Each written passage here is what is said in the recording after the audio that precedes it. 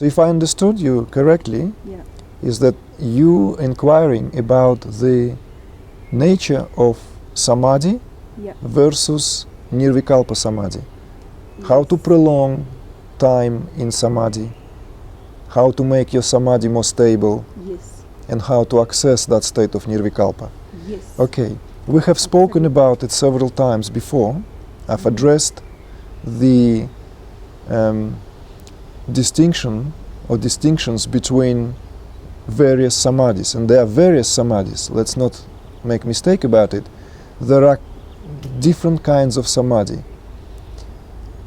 On the popular level, or on a more or less popular level, there are two kinds of samadhi known as Savikalpa and Nirvikalpa. Yes. Savikalpa is the one which is with the kalpa. Kalpa means here a thought vibration, Yeah. right? Or the vibration, right? Awareness on the level of the senses and the mind. So the physiology, the nervous system, the one who is in that state, experiences samadhi. However, it is with the awareness of the external and internal phenomena. So you can hear, let's say, birds chirping in the air, like let's say if there is an airplane flying by, or you can hear, like if you know, whatever the place of your meditation, you can hear some external sounds. At the same time, you experience internal phenomena. You perhaps feel what is happening in your tummy. You feel your breath. You feel the like the heartbeat. So you are aware of the physiological functions as well. So all this is known as Savikalpa Samadhi. Nirvikalpa Samadhi, on the other hand, is when there is no awareness whatsoever of the external or internal phenomena.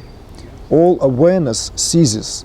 Not the awareness itself, because obviously what remains is awareness, uncoated by the experiences, whether they are mental, sensory, or any kind of perceptual experiences.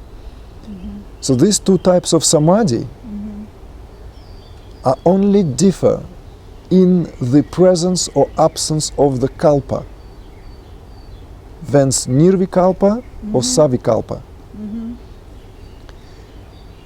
Many people believe that Nirvikalpa Samadhi is a better Samadhi, because there is nothing that one can be abstracted, let's say, or diverted from that experience. And sometimes people in Savikalpa Samadhi think that their Samadhi is much more inferior because they're still aware of the external phenomena. However, those authorities, those teachers, those sadhakas, those meditators who have fair amount of experience of both types of samadhi know that physiology and the nervous system is at the state of restful alertness in both samadhis. And this is very important, that both samadhis are equally deep. The only difference is that in Nirvikalpa Samadhi, the external awareness ceases.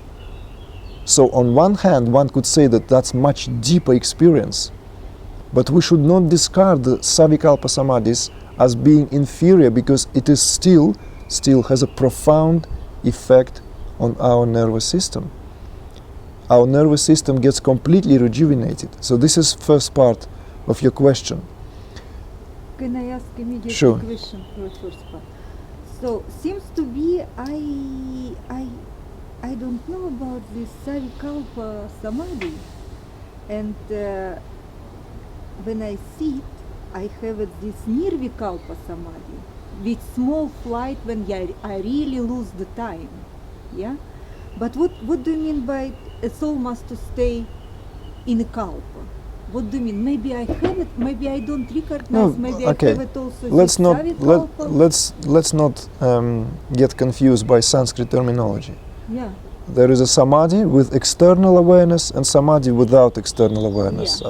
As simple as that. Yeah. Samadhi when we are aware of other, let's say, sensory perceptions. We're aware of something is going on outside or within our physiology. We're aware.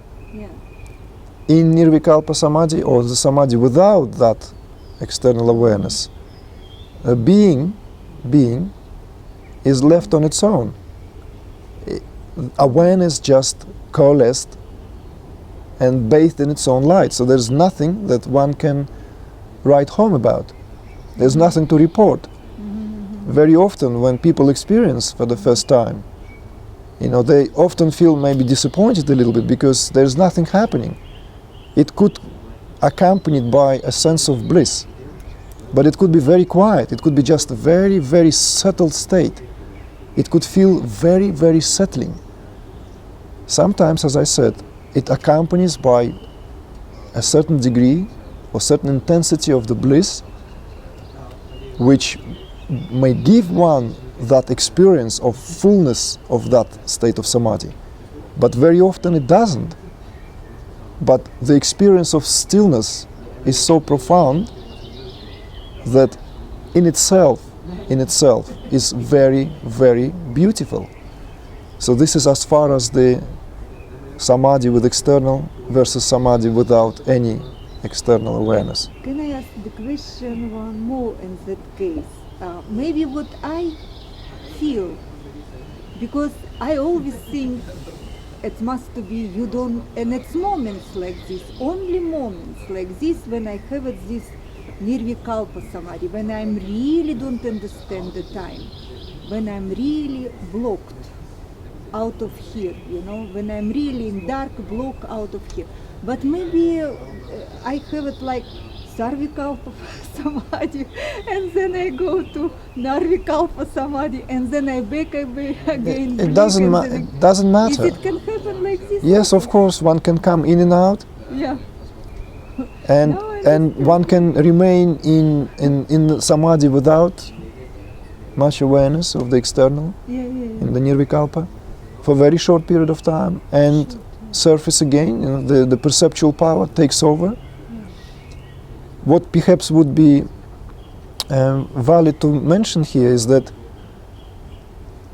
the nervous system itself has to be brought to the state where it is fully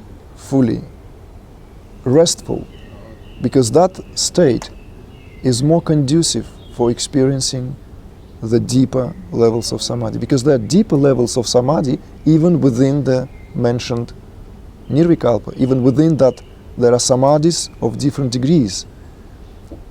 So I think what I feel is relevant to this discussion is the fact that our nervous system has to be steeped enough in any kind of samadhi so that we can experience deeper levels of samadhi. So when people jump into meditation and not necessarily experience deep states of absorption, they might be a bit disappointed. They shouldn't be. It's not because they cannot access that state, it's because their nervous system have not yet been soaked fully, have not been fully absorbed, but it comes with time. So this is why some traditions emphasize on, let's say, what is known as prolonged meditations, meditation weekends, or when you can sit throughout the day, not just like, let's say, 20 minutes or half an hour, 1 hour in the morning, and then you go about your daily activity. But perhaps introduce 1 day a month, 1 day a week, or a weekend where you can meditate several hours with the little breaks. That grounds the state again.